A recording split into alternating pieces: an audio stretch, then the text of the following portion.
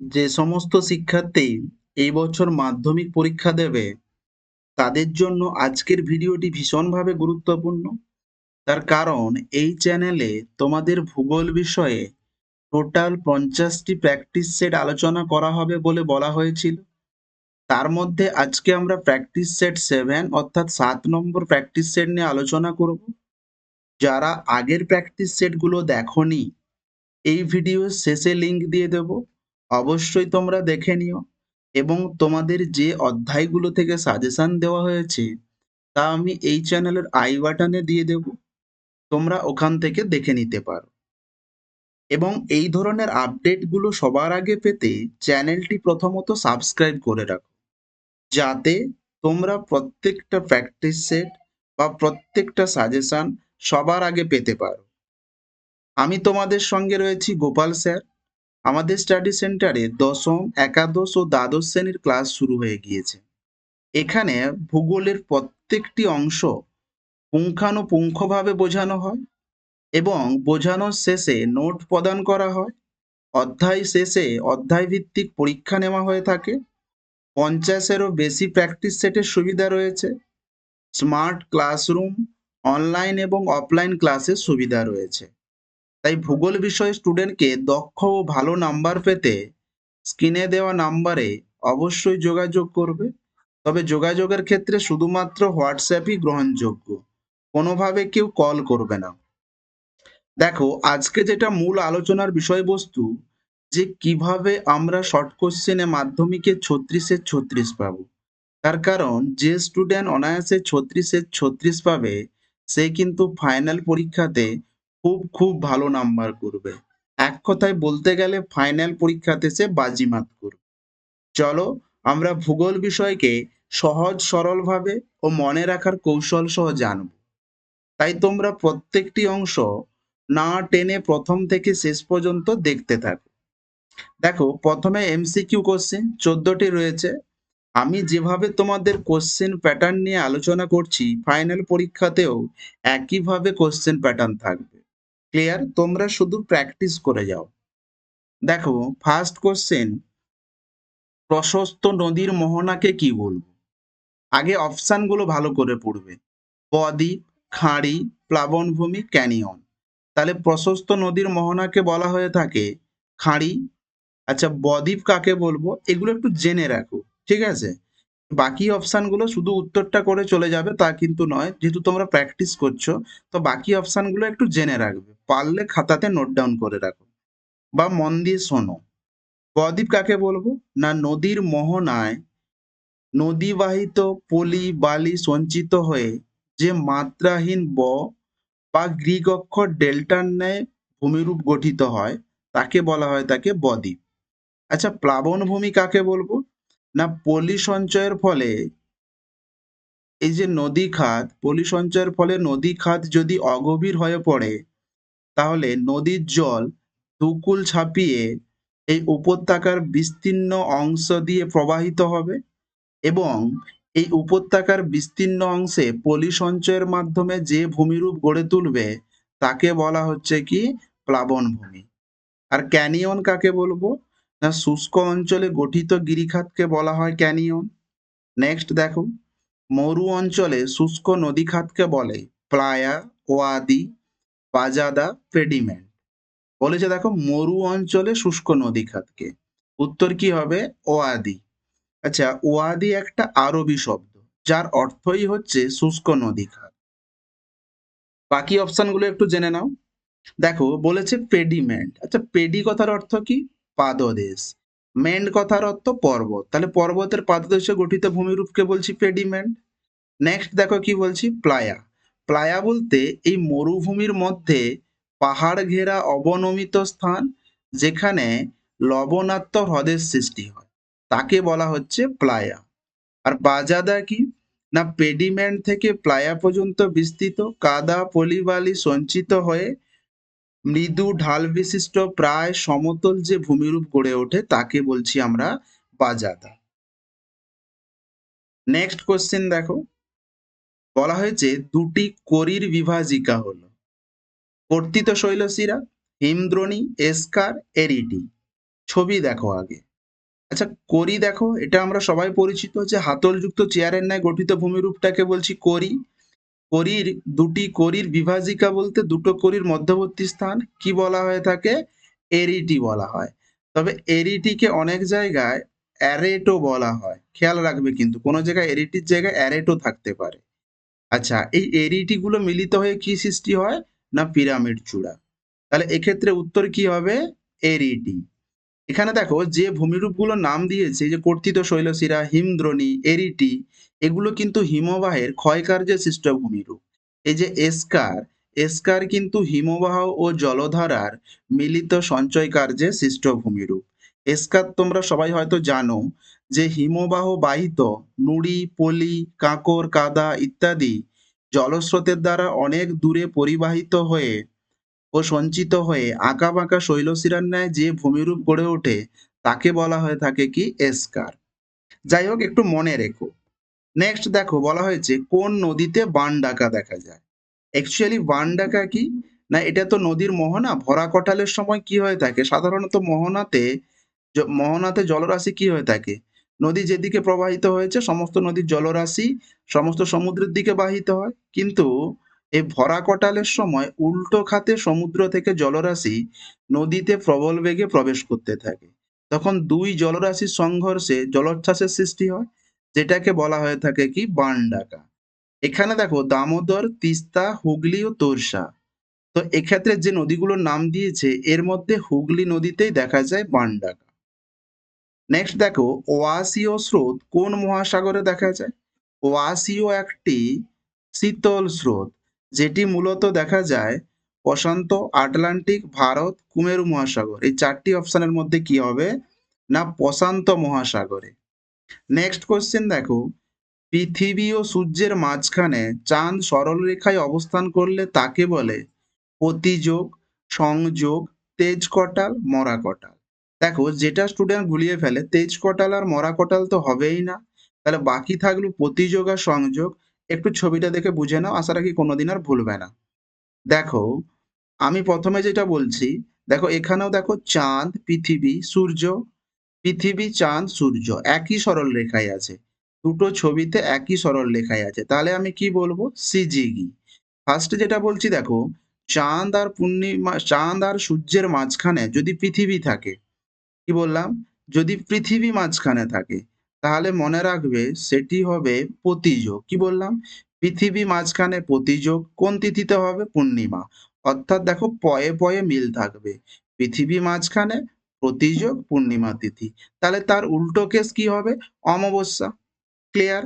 তাহলে যখন চাঁদ মাঝখানে থাকবে তখন সেটাকে কি বলবো? সংযোগ। আর সংযোগ, আর এটা হবে কি? না অমাবস্যা। ক্লিয়ার? তাহলে এখানে কোশ্চেন অনুযায়ী পৃথিবী ও সূর্যের মাঝখানে চাঁদ, দেখে নাও পৃথিবী ও সূর্যের মাঝখানে চাঁদ আছে, তাহলে এক্ষেত্রে উত্তর কি হবে? সংযোগ। যদি বলতো কোন তিথিতে, তাহলে উত্তর কি হতো? অমাবস্যাতে। আশা রাখি মনে থাকবে। নেক্সট দেখো কি বলা হয়েছে, জৈব বিশ্লেষ্য বর্জ্যগুলিকে ব্যাকটেরিয়া দ্বারা বিশ্লেষণ করাকে।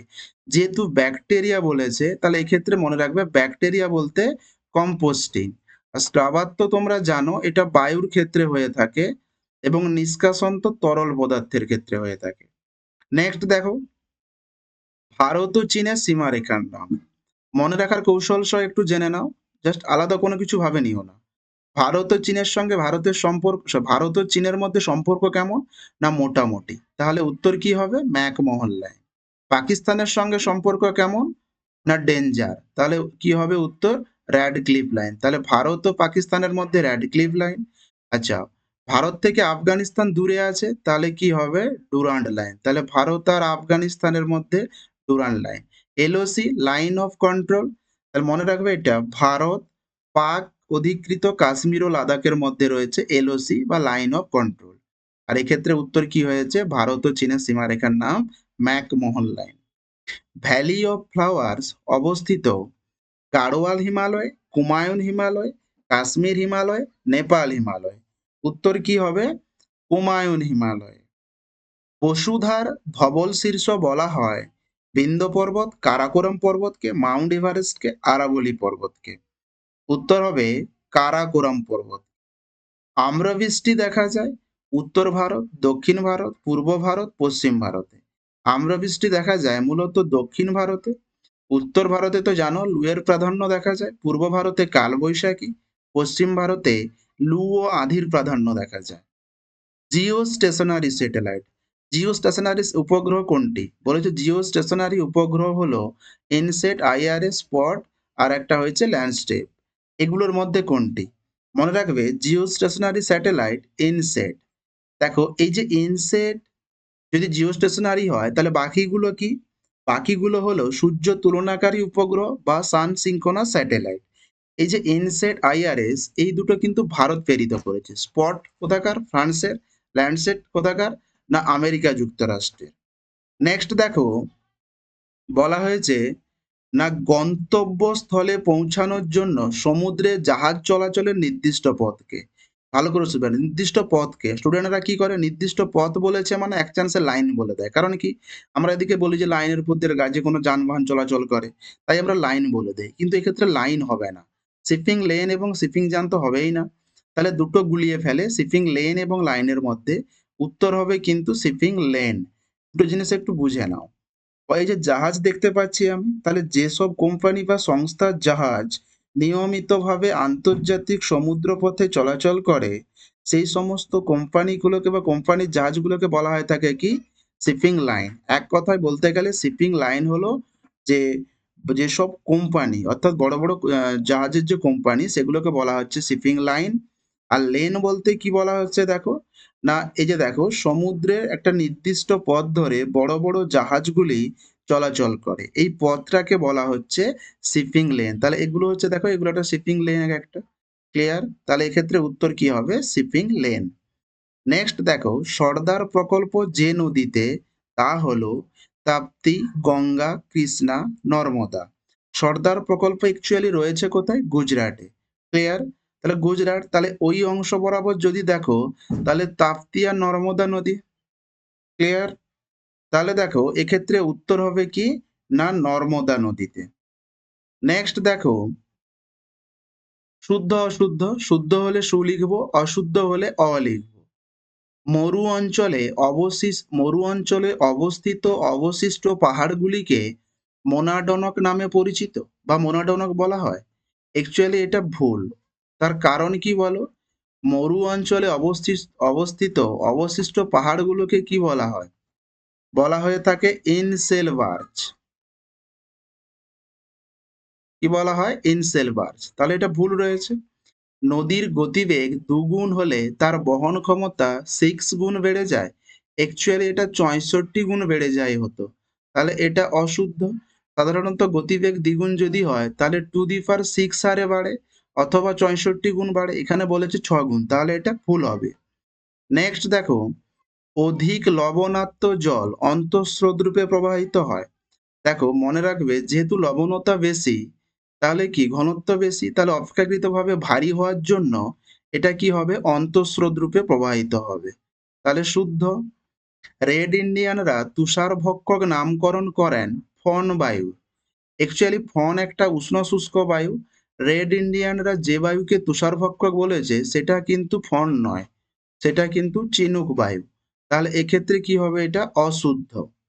ভূপৃষ্ঠের সমান্তরালে অনুভূমিকভাবে বায়ু প্রবাহের মাধ্যমে তাপের যে সঞ্চালন তাকে অ্যাডভেকশন বলে। তাহলে এটা কি হবে? শুদ্ধ। উপগ্রহের ক্যামেরা বস্তু দ্বারা প্রতিফলিত বিকিরণকে সংগ্রহ করে, মানে প্রত্যেকটা অবজেক্ট থেকে এই যে বিকিরিত এটাকে সংগ্রহ করে তথ্য উপস্থাপন করে। তাহলে এটা ঠিক রয়েছে, তাহলে এটা কি হবে? শুদ্ধ।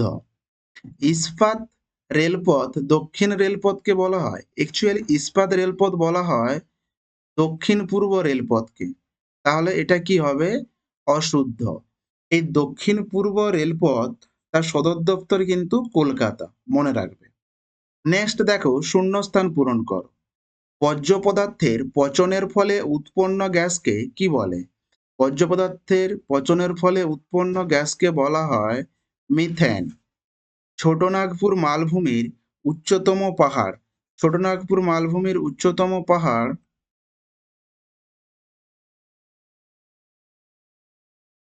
পরেশনাথ। নদী উপত্যকার পুরাতন ও নতুন ঢালের মিলন বিন্দুকে বলা হয় নিক বিন্দু। নদী উপত্যকার পুরাতন ও নতুন ঢালের মিলন বিন্দুকে বলা হয় নিক বিন্দু। নেক্সট কোশ্চেন দেখো, পেনগঙ্গা ড্যাশ নদীর উপনদী। পেনগঙ্গা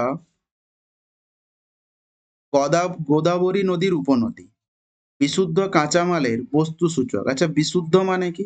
তাহলে শিল্পের ক্ষেত্রে এটা কি হবে না, ইনপুট যা হবে, কি বলছি, ইনপুট যা হবে আউটপুট তা, অর্থাৎ শিল্পে যদি কাঁচামাল দাও 100 কেজি আর উৎপাদিত দ্রব্যও হবে 100 কেজি, তাহলে দেখো 100/100 করলে 1, তাহলে বিশুদ্ধ কাঁচামালের বস্তু সূচক বা পণ্য সূচক কত হবে?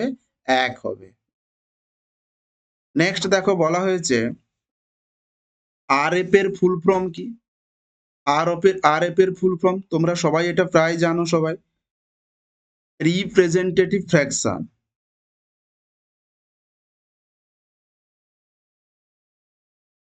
কি বলছি? রিপ্রেজেন্টেটিভ ফ্র্যাকশন, বা যদি বাংলায় বলো ভগ্নাংশ সূচক স্কেল। ঠিক আছে, ভগ্নাংশ সূচক স্কেল। নেক্সট দেখো বলা হয়েছে সোনালী চতুর্ভুজ সংযোগকারী ক্ষুদ্রতম বাহুর শহর দুটি হলো মুম্বাই ও ড্যাশ। এটা একটু ভালো করে বুঝে নাও। আমি যদি দেখি 4টা মেট্রোপলিটন শহর, 4টা মেট্রোপলিটন শহর, দিল্লি, মুম্বাই, চেন্নাই এবং কলকাতা। তাহলে এই 4টা মেট্রোপলিটন শহরকে দ্রুতগামী সড়ক পথের মাধ্যমে যুক্ত করা হয়েছে। তো এটা শোনার মতো মূল্যবান বলে আমরা কি বললাম? সোনালী চতুর্ভুজ। কোশ্চেনে বলেছে মুম্বাই ও ড্যাশ, তাহলে চলে এসো মুম্বাই। সবসময় মনে রাখবে এই নিচের দুটো বাহু, এই নিচের দুটো বাহু মুম্বাই এবং চেন্নাই, এটাকে বলা হয় সর্বনিম্ন বাহু এবং এটিকে বলা হয় সর্বোচ্চ বাহু। মনে থাকবে। তাহলে মুম্বাই ও চেন্নাই হলো সর্বনিম্ন বাহু এবং সর্বোচ্চ বাহু হলো সোনালী চতুর্ভুজের চেন্নাই ও কলকাতা। এই সর্বনিম্ন বাহুর দৈর্ঘ্য হলো 1290 কিমি এবং সর্বোচ্চ বাহুর দৈর্ঘ্য হলো 1684 কিমি। সর্বনিম্ন বাহু অর্থাৎ মুম্বাই চেন্নাই, এই বাহুটির নাম হলো NH48। কি বললাম? NH48। আর এই বাহুর নাম NH6। ক্লিয়ার? তাহলে এখানে উত্তর কি হবে? ক্ষুদ্রতম বাহুর শহর দুটি হলো, ক্ষুদ্রতম বাহু কি হবে? মুম্বাই ও চেন্নাই। ক্লিয়ার? এরপরে দেখো বলা হয়েছে 2-1 কথায় উত্তর দাও, যে কোনো 6টি। আবারও আমরা উত্তর করব 8টি। নদীর জলপ্রবাহ মাপার এককগুলি। এক্ষেত্রে কিন্তু কোনো নির্দিষ্ট একটা একক বলেনি, দুটো এককের নামই জানতে চেয়েছে। দেখো, একটি হলো কিউমেক এবং কিউসেক। এদের ফুল ফর্ম বলতে পারবে? দেখো, কিউমেক, মেক আছে মেক, তাহলে cubic metre per second, mec আছে মানে মিটার পার সেকেন্ড, তাহলে বাকিটা কি হবে? Cubic foot per second. আচ্ছা, পৃথিবীর অ্যালবেডোর পরিমাণ কত? পৃথিবীর অ্যালবেডোর পরিমাণ 34%। এটা একটু শুনে নাও। বলা হচ্ছে পৃথিবীতে আগত তাপকে যদি 100% ধরা হয়, এই আগত তাপ বা সৌরশক্তির 34%, যেটা হলো বায়ুমণ্ডলকে উত্তপ্ত না করে কি হয় না মহাশূন্যে ফিরে যায়, এটাকে বলা হয় নিষ্ক্রিয় সৌরতাপ বা অ্যালবেডো। এই যে 34% বলছি, এর মধ্যে মেঘ দ্বারা প্রতিফলিত হয় 25%, মহাকাশে বিচ্ছুরিত হয় 6%, ভূপৃষ্ঠ দ্বারা প্রতিফলিত হয় 3%, অর্থাৎ 34% যেটা কোনো কাজে লাগে না। অর্থাৎ এটাকে বলছি নিষ্ক্রিয় সৌরতাপ বা অ্যালবেডো। নেক্সট দেখো, বায়ুর চাপ কোন এককে পরিমাপ করা হয়? বায়ুর চাপ পরিমাপ করা হয় মিলিবার এককে। আর বায়ুর চাপ মাপা হয় কোন যন্ত্রের সাহায্যে বলো তো? ব্যারোমিটার যন্ত্রের সাহায্যে। ভারতের দীর্ঘতম রেলপথ কোনটি? ভারতের দীর্ঘতম রেলপথ, মনে রাখবে, এটা হলো ডিব্রুগড় থেকে কন্যাকুমারী। কি বললাম? ডিব্রুগড় থেকে কন্যাকুমারী। ইসরোর সদর দপ্তর কোথায়? ইসরোর সদর দপ্তর হলো বেঙ্গালুরু। ইসরো যার ফুল ফর্ম কি? Indian space research organisation. Clear? Next question দেখো, ভিলাই লৌহ ইস্পাত কেন্দ্রটি কোন রাজ্যে অবস্থিত? খুব সুন্দর একটা কোশ্চেন। কোন রাজ্যে অবস্থিত? না ছত্তিশগড়ে অবস্থিত। নেক্সট দেখো, রিডিউস, রিইউজ এছাড়া আরো একটা বিষয় রয়েছে যেটা 3R এর সঙ্গে যুক্ত। তার মানে আরো একটা ওয়ার্ড হবে যেখানে আর থাকবে। তাহলে রিডিউস, রিইউজ, তাহলে আর একটা কি হবে? রিসাইকেল। দেখো তিনটে আর মিলে কি হলো? 3R। উত্তর ভারতের একটি দ্বৈত রাজধানী শহরের নাম। এটা কিন্তু একটা আনকমন কোশ্চেন এবং খুব সুন্দর কোশ্চেন। উত্তর ভারতের একটি দ্বৈত রাজধানী শহরের নাম কি হবে? চণ্ডীগড়। এই যে চণ্ডীগড়, এটা কিন্তু নামকরণ কিভাবে হয়েছে কেউ বলতে পারবে? এই শহরটির নাম এসেছে কিন্তু চণ্ডী মন্দিরের নাম থেকে। মানে এই চণ্ডীগড়ের আক্ষরিক অর্থ হলো দেবী চণ্ডীর গড় বা দুর্গ। যাই হোক, কি বললাম? উত্তর ভারতের একটি দ্বৈত রাজধানী শহরের নাম চণ্ডীগড়। এই চণ্ডীগড় কিন্তু পাঞ্জাব ও হরিয়ানা দুটি রাজ্যের রাজধানী। কি বললাম? পাঞ্জাব ও হরিয়ানা দুটি রাজ্যের রাজধানী। নেক্সট দেখো, বাম দিকের সঙ্গে ডান দিক স্তম্ভ মেলানো। এক্ষেত্রে কিন্তু দুদিক আগে ভালো করে পড়ে নাও। প্লাবনভূমি, ইউট্রোফিকেশন, মধ্য অক্ষাংশীয় ঘূর্ণবাত, মগ্নচড়া, স্বাভাবিক বাঁধ, অক্লুশন, জল দূষণ। তোমার যেটা সুবিধা হবে তুমি যেখান থেকেও করতে পারো। দেখো প্লাবনভূমি, প্লাবনভূমি কি হবে? স্বাভাবিক বাঁধ। আচ্ছা, ইউট্রোফিকেশন মূলত জল দূষণের ফলে হয়ে থাকে। মধ্য অক্ষাংশীয় ঘূর্ণবাত, মধ্য অক্ষাংশীয় ঘূর্ণবাতকে কি বলা হয় থাকে? অক্লুশন। আর গ্র্যান্ড ব্যাং হলো একটা বৃহত্তম মগ্নচড়া। ক্লিয়ার? আশা রাখি তোমাদের এটা ভালোভাবে বোঝাতে পেরেছি। যদি ভালো লেগে থাকে অবশ্যই লাইক করবে এবং কোনো কিছু জানার থাকলে অবশ্যই কমেন্টে জানাবে এবং তোমার বাকি বন্ধুদের শেয়ার করে দিও যাতে প্রত্যেকে উপকৃত হয়। যারা এখনো সাবস্ক্রাইব করনি তাদের প্রত্যেককে বলবো অবশ্যই সাবস্ক্রাইব করে রাখো যাতে প্রত্যেকটা আপডেট তুমি সবার আগে পেতে পারো। Thanks for watching.